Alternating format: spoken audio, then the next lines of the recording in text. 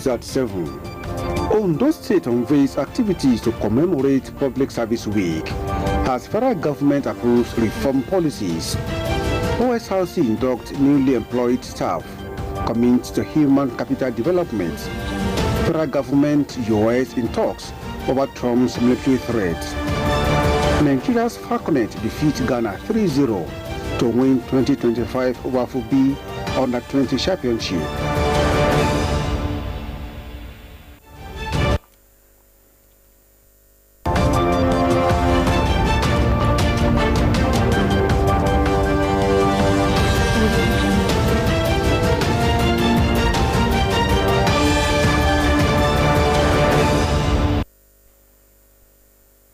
Good evening and a warm welcome to the news. Kunle Ariyo is my name.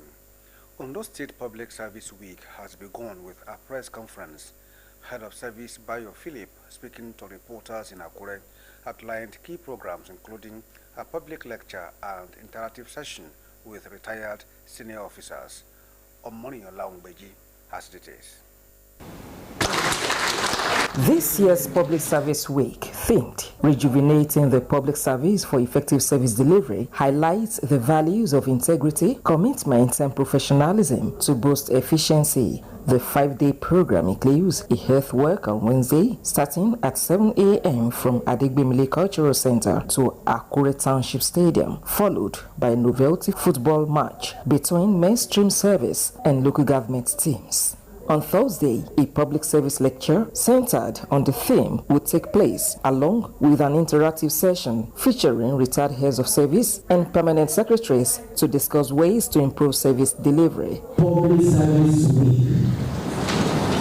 It goes beyond the shores of Nigeria.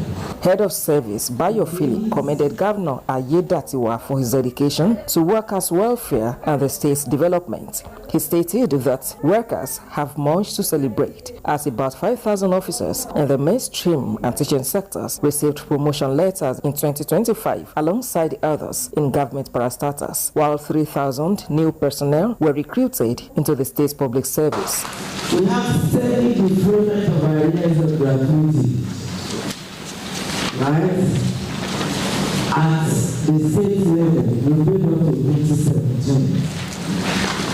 Then local government up to 2014. We know it's still a long way behind, but Mr. Governor has given his words in this. And of course, we said in next school that in the next couple of months, that is going to be all the years. Mr. Philip also acknowledged the infrastructural progress across Ondo State, noting that investments in education, agriculture, rural development, and economic empowerment under the Ayedatiwa administration are producing positive outcomes. On these years of special dedication of the anniversary of the public service, we call upon ourselves to turn the searchlight inward. We're going to take stock and evaluate ourselves as we before for the period ahead. In short, the celebration is to rejoice, to reward, to reflect, and to refocus. The week-long event will conclude with Thanksgiving services on Friday at the Government House Mosque and on Sunday at the Chapel of Grace Government House, Akure. Omoniola Umbeji, Osrc News. The Ondo State Revision Corporation Osrc has reaffirmed commitment to institutional reforms over the past 10 months aimed at boosting efficiency, professionalism, and competitiveness. Speaking at the induction ceremony for 40 newly recruited staff at the corporation's headquarters, Director General Kenneth Odushola Stevenson credited the transformation to Governor Loki Ayedatiwa's Our East agenda, which seeks to empower the youth of the state.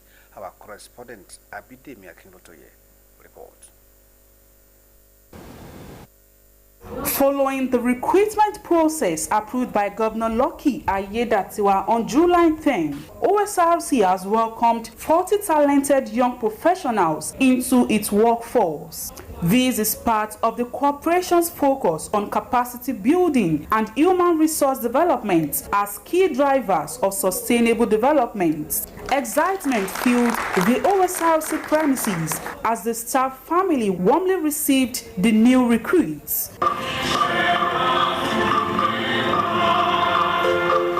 The Director of Finance and Administration, Olusegun Fadayomi, described the induction as a reflection of the corporation's collective commitment, urging the new staff to give their best to boost Osrc service delivery. I can assure you there are responsibilities, and from the reports I've been getting from the heads of department, they are doing well.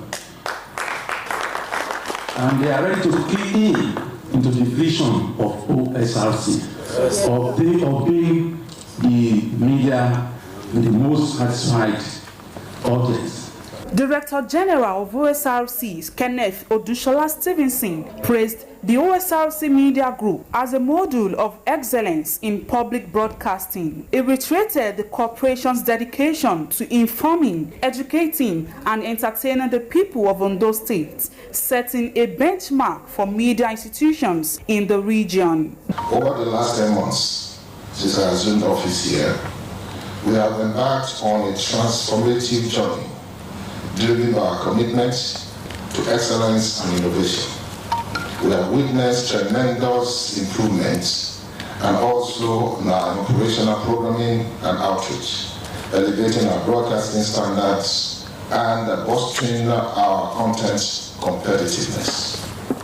Our investment in cutting-edge technology, infrastructure upgrades, staff skill enhancement, and has yielded remarkable results. The Director General administered the oath of secrecy, formally inducting the new staff into the civil service.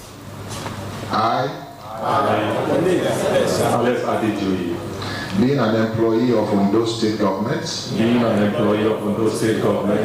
swear that I will not directly or indirectly communicate or reveal any matter of any person. Regularized colleagues, I extend my heartfelt congratulations to you all.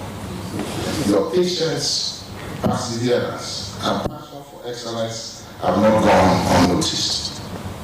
Your contribution to our various departments have been invaluable, and we are proud to now recognize you as an integral member of our permanent team.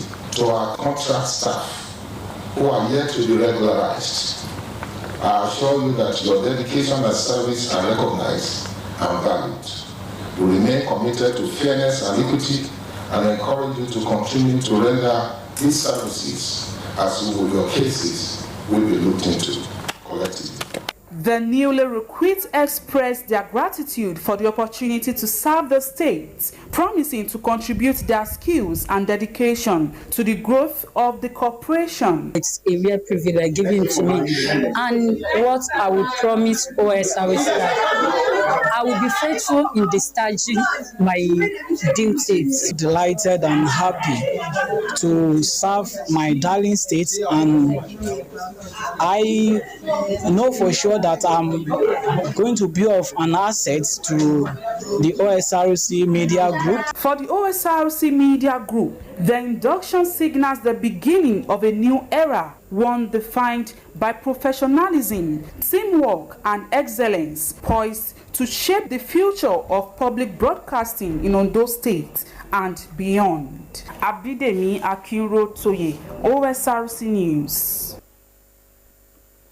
My way to reshape the federal civil service, the federal government has approved 3 transformative policies: the reward and recognition policy, the incentive and consequence management policy, and the civil service monitoring policy, all aimed at boosting productivity and enhancing service delivery.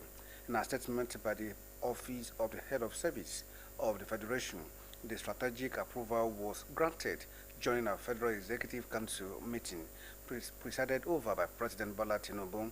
The Head of Service of the Federation, DD Esther Wollstonecraft, affirmed that these policies are pivotal to staff welfare and enhance value proposition one of the 6 pillars of the Federal Civil Service Strategy and Implementation Plan 2021-2025 and are aligned with the 2021 Public Service Rules. The head of service stated that the approval is a clear demonstration of government's commitment to valuing public servants, rewarding excellence, and cultivating the next generation of leaders. We'll take a break now. When we'll come back, we'll give you more stories. Please do stay with us.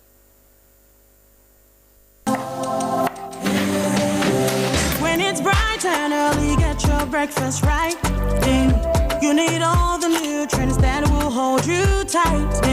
Stay in power, you find it all in Peak. Every move you make, Peak's got you all the way. And the Peak goes on. Power on every morning with our Peak breakfast to make the most of every day. Peak. Reach for your peak. One soft voice could do darkness with a kulele promise. You could calm your feet them. You fit smoke up, you fit smoke up, you fit sniff up. The first drag they hit, but the addiction will be play on. It could first scatter your body. Your mind it could come follow. It could tabaru your work, your future, even your money. Yeah, but no forget help day. No give up. You fit break cycle with correct help and better support. You fit overcome and reach out for better future. Na Niger Delta Development Commission (NDDC) say make a young give una. Say no to drugs. NDDC, 25 years of making a difference.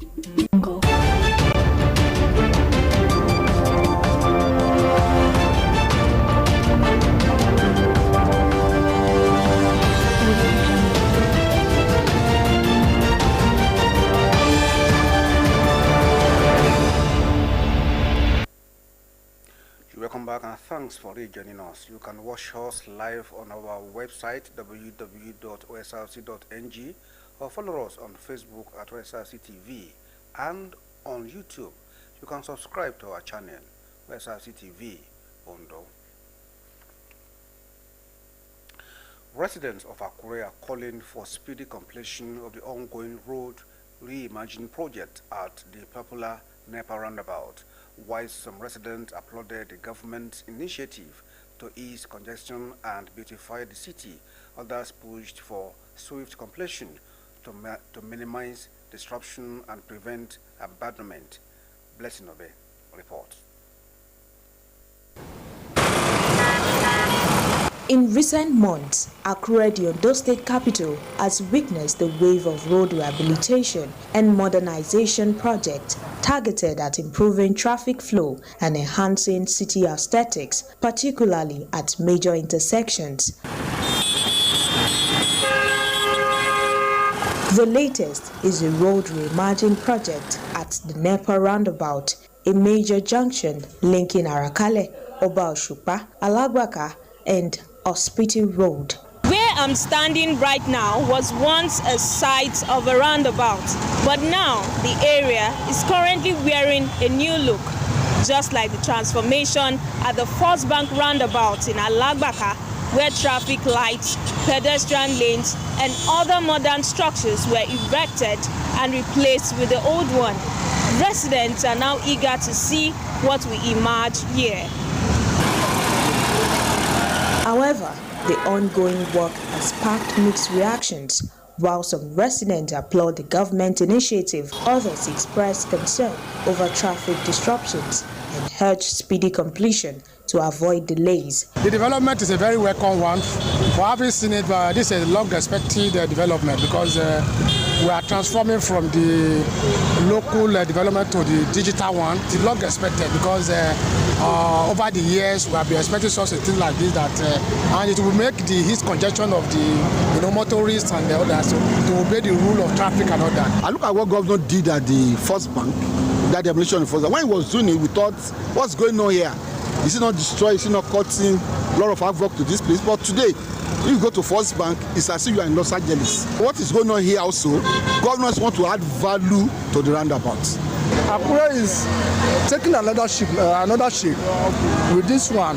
The one he did at First Bank, that one is okay. And the one that is going on with this one, I appreciate it.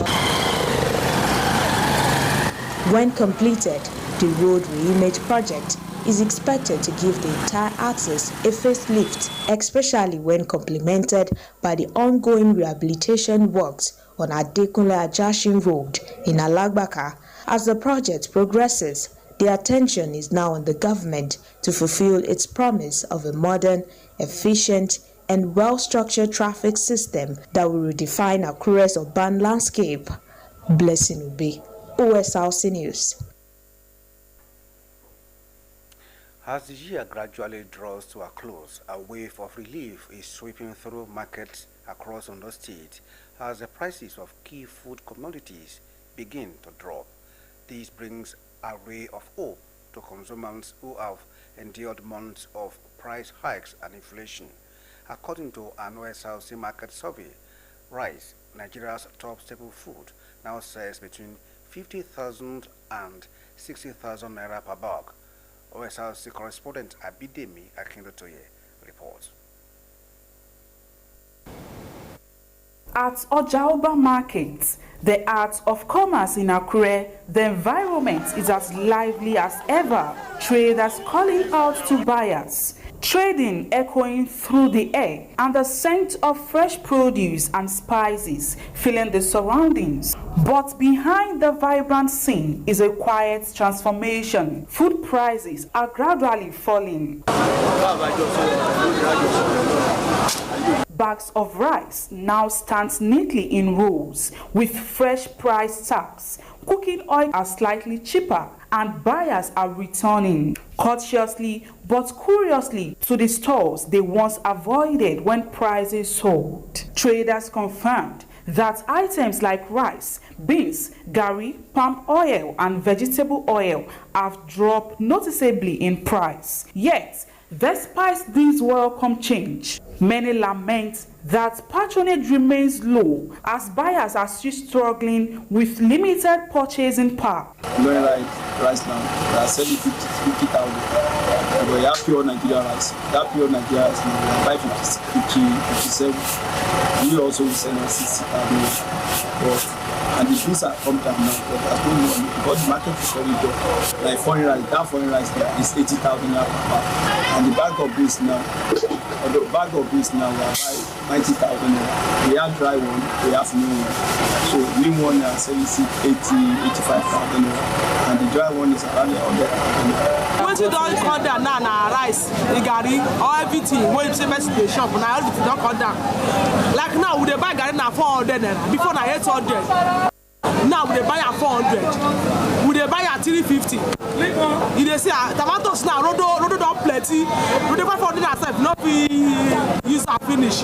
This don't come down true. But money no come there to take buy am. Some sellers, however, raised concerns that not everyone is adjusting prices accordingly. They allege that a few traders are holding onto old prices, creating disparity, causing tension among sellers and making buyers suspicious. Àkúrẹ́ nìkan gbé àwọn orders kìíní bò nǹkan ti pọ̀.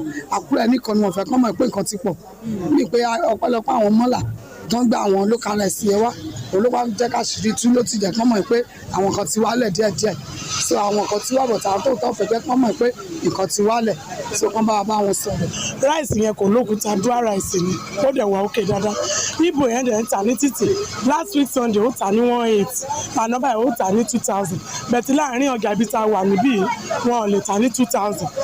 Wọ́n ń fowó sí. So àwọn àbòkí yẹn ló jẹ́ káwọn èèyàn máa rí rice rà díẹ̀díẹ̀. For buyers like Bola Adejo, the situation brings a sigh of relief. She said the current price drop has made food shopping less stressful and more affordable, a sign that things might finally be turning around. I think everything is okay now. Like before now, this already we are buying it like 100 plus 110, but now we are buying 64,000.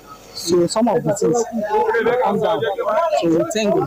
Vendors on their part are appealing to their colleagues to embrace fairness and allow the spirit of the season to reflect in their pricing. They believe that consistent price moderation will attract more buyers and help revive the market's vibrancy. As the festive period approaches, both traders and buyers share one hope that this downward trend will continue, ensuring that the tables of Nigerian families remain filled through the end of the year and beyond. Abidemi Akinrotoye, OSRC News. The Minister of Information and National Orientation, Mohammed Idris, has said that diplomatic efforts between Nigeria and the United States are yielding results amid recent tensions between both governments. The statement comes in the wake of U.S. President Donald Trump's remarks last month, in which he alleged that Christianity in Nigeria was facing an existential threat from radical Islamic groups.